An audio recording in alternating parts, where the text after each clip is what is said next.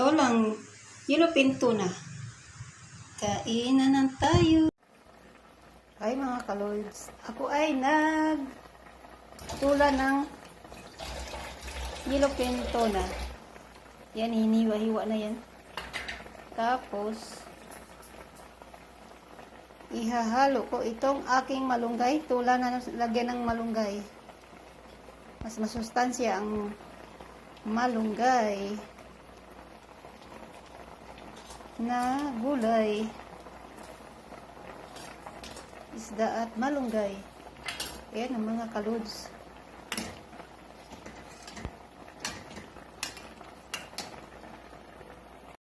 Ayan. Ayan. Nahalo na lahat ng mga ingredients. Timplahan na mga kalode. Ayan, pwede na siya. Ito lang isdang yellowfin tuna. Kain na tayo.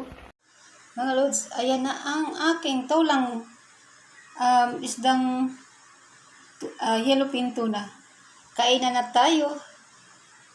May tuyo pa ako at saka pritong tortang dulong. Ayan pa yung iba kong tinulang isda. Kain tayo mga kalodi.